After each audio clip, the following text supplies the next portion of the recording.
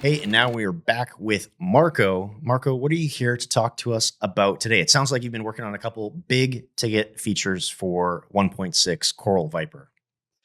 Yes. Hey everyone, my name is Marco, Marcus2389. If you have seen me on Company Reviews 1 and 2 or on ch2.org, I'm a game designer at Relic on Company Reviews 3. And today we're going to talk about Surrender and Automatch Cooldown. Okay, so I know these are long requested features from players. We had some similar features in Code 2, but I'm curious to see what it is that you're doing to sort of bring some of this across to Code 3. Can you maybe talk about some of the design goals that you had with implementing the new vote to surrender and automatch cooldown systems? Like, what were your goals when you were doing this work? Yeah. So at a high level, we started a journey with players of improving their matchmaking experience and their user experience with the game. In Still Shepherd, we redid pretty much the whole front end, and we introduced or basically we removed a way for players to dodge matches. Mhm. Now with Surrender and Automatch Cooldown, what we want to do is further improve that matchmaking experience by providing them a way to forfeit a match in a honorable way. And at the same time, we want to counterweight that for players that are not behaving as we expect by, let's say, preventing them from disrupting other players' experience. Right. And so in the Automatch. And so, like for the other features we have been talking about in the past, we're taking an iterative approach. So this time around, this is our first iteration with Surrender. And so we're still looking at it in the future. We are going to improve it. And but like we outlined with in Still Shepherd, we have to work within certain constraints, Mhm. like for example, being unable to make players reconnect to a match, which does have some interesting interactions with a system that penalizes them, like by introducing a cooldown. Yeah.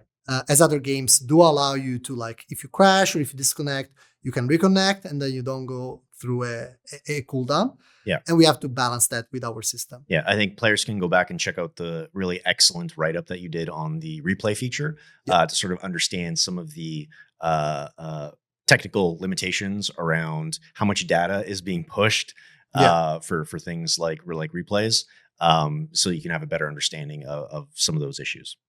Yeah.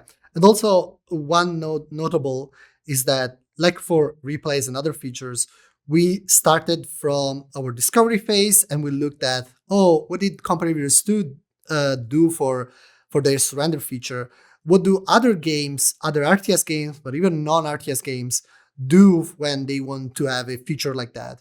And we tried to find a middle ground that could fit with both the time we had to make this feature and something that could make players still like happy and feel like this is meaningful. It has reasons to exist, pretty much. Mhm. Okay, so vote to surrender. How does this new system work? Okay, so at a more like lower level, it is similar to the company views to surrender system. So you have there is a voting system that is available from the 5th minute mark. So after 5 minutes, you can start the vote. You have 30 seconds to express your vote, and not voting is considered a no. The person who starts the vote is automatically voting yes. Mhm. And in order for the voting to be successful, you need at least 50% plus one, so more than 50%, to make that vote succeed. So let's say you have two ways, of course, to vote. You can vote yes or no. Yes votes will be visible on the left, and no votes will be visible on the right in a nice pop-up that appears on the top left of the screen. And you have like two different outcomes, of course. A positive outcome. So you call for a surrender vote. Enough people vote yes, we want to surrender, and then the game ends ends with a loss for your team, or a negative outcome. In the case of negative outcome, the person who started the vote is unable to cast a new one for 90 seconds. But other players on the same team can still try to start a new surrender vote. One thing that is different from Company vs. 2, though, is that we didn't want your opponents to know that you have started the surrender vote. So they will only be aware if the surrender vote ends successfully, of course, because they will get an end of match screen. And at the same time, they will get it through a message in the chat box, as well as the video that plays for when they win the match. Also, the number of active players in a match does change the minimum amount of votes required for a surrender to end successfully. Okay. So if someone dropped in that game, then the Exactly. vote threshold would change. Correct. Exactly. So I'm kind of curious how this system, the vote to surrender system, is going to be different from how it was implemented in Company of Heroes 2. Okay, so we have like two aspects of it. There is some things that are different and some things I can say that are definitely improved. In terms of difference, this time we are no longer preventing players from getting achievements and challenges, which is basically what CO2 does to discourage players from quitting. We don't feature that, so players can still get their achievements, their challenges, progression, and so on. We do have, however, these Automatch cooldown that happens whenever a player exits a match without using surrender. And this doesn't matter if it's 1v1 or 2v2, 3v3, or 4v4. As long as they are in an Automatch game mode, so quick match and cop versus AI, they will be basically they need to vote to surrender. Right. They don't have to quit. If they quit, they incur into an Automatch cooldown. Mm-hmm. So that also means that we have like some specific behaviors that we had to tweak. Like for example, many Company vs. 2 players are used to use this command in the chat box /L, which allows them to leave matches immediately. Now, in the CO2 environment, doing that doesn't really incur in an Automatch cooldown penalty because they don't have that. Mm-hmm. But in CO3, it would. Right. So we decided to tweak that so that using /L would trigger a surrender vote. Of course, if this is 1v1, this means that the vote ends immediately. Mm-hmm. And they surrender immediately. But in team games, this means that they just start a surrender vote, and you need to meet the requirements. However, in cases where you don't meet the requirements yet, because maybe you are before 5 minutes, or maybe you have already started a vote in the last 90 seconds, then what happens is that you will get a message in the chat telling you that you're not meeting the requirements. You basically have to wait until you can. And these cooldown, the 5 minutes, will be visible in the game menu. So the way you surrender, the way you start a vote is you open the menu of the game and you have a surrender button that is initially disabled with a cooldown that goes from 5 minutes to 0, after which then you can click on it and you can start a vote. Okay, so just to clarify, if I quit a match before that 5-minute mark, will I incur a penalty? Yes, correct. So we actually are going to track the entirety of the match. Okay. So no matter if you quit in the first minutes or 20 minutes from the game, if you quit or crash or disconnect, you're going to incur into an Automatch cooldown, so a penalty. Now, what happens though is that since we are very aware of our limitations, we are trying to design a system that is fair and not too punishing. So unlike other games, we're not going to be too harsh to players. Right. Okay. So which modes, you may have already covered this, but which modes is surrender going to be available in? So surrender will be available in any multiplayer game mode. So quick match, cop versus AI, and custom games. However, the Automatch cooldown will only be active in quick match and cop versus AI, and it's actually shared between the two modes. Okay. So if you quit cop versus AI and you are issued a penalty, that goes also through to the quick match. Okay. Good to know. I know another thing that we're doing is a little bit of a change to the post match. Can you talk about that? Yes. So this has been also a requested feature. So this is actually not just surrender. It's a bunch of different features. So it's render, an automatic cooldown, and the post match observation, which is basically in case you have a successful surrender vote, or the game just ends in the normal way. So the match ends because you have your enemy has 0 victory points, or you have 0 victory points, you have destroyed their base, or they have destroyed your base. What happens is that we play the end of match video, either win or loss, and then we bring you back to the game. The game will be paused, the simulation will be over, but you will have a chance to look at the map, look at the units, look at your units, enemy units, and kind of do a, like, I don't know, take your time to do an evaluation of how the game went on your perspective. Right, like a bit of a post match analysis of like, okay, Exactly. how did I get here? Exactly. Yeah. And we will feature another button available that allows you to then go to the post match stats. Okay. That you can use. We're also enabling this feature into replays. Mm, So right now, what happens in replays is that as soon as the replay ends, we are going to we bring you to the post match stats. But with this addition, what's going to happen is that as soon as the replay ends, you are going to see a still of the game, and you can still observe the game, and you can still see what happened, and then you can click on the button and go to the stats. okay. Very cool. So let's maybe drill down a little bit more on the Automatch cooldown, because I know that's a new thing that we're bringing to the franchise.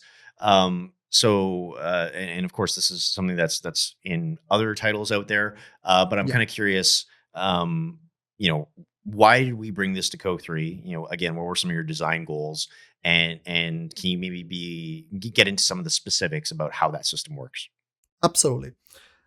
So we're bringing this in Q3 for the first time, with the intention of creating a more fair experience to all players. We know that this is not the last step. There are a lot more steps that we have to do, and we hear you loud and clear. We are committing to them. But this is a strong step.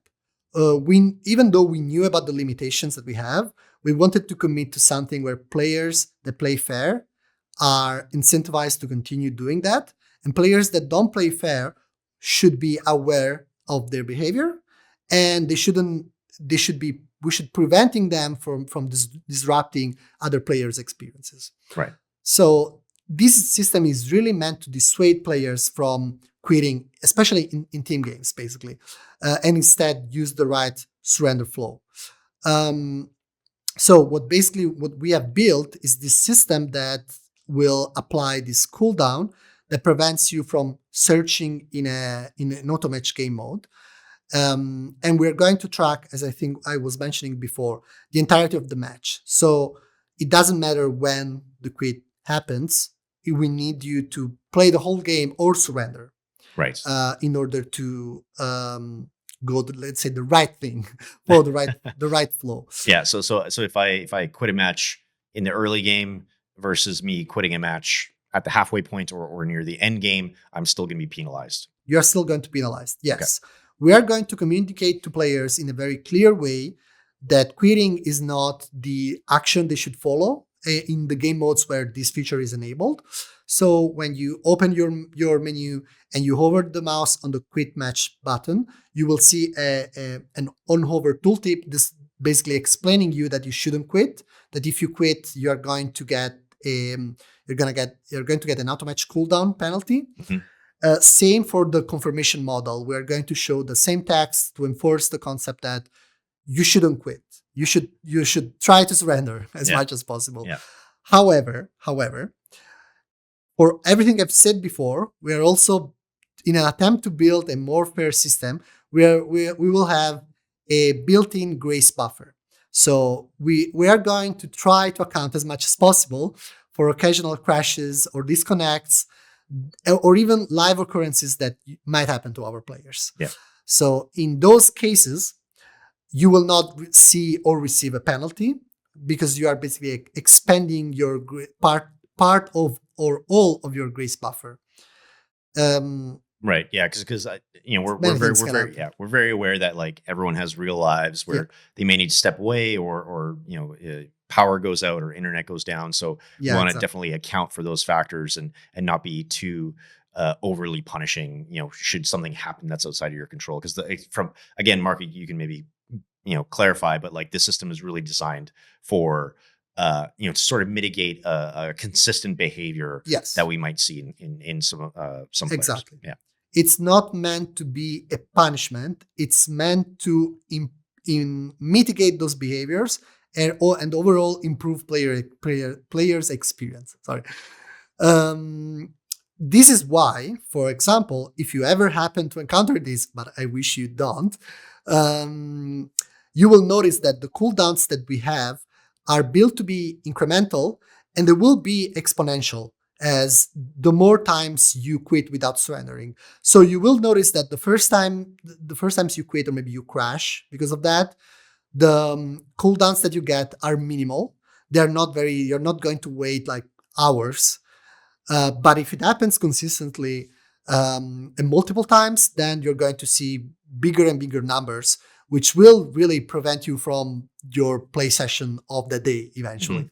So you have to be careful, but we do hope that this works more as a deterrent. So Right. players know that it's there, it exists, and if they want to play, they should play fair. Pretty Right. Yeah. much. And so really about sort of upholding the Yeah, integrity of the match that you're going into with other players, so that everyone has that experience that they want to have yeah, without it being disrupted.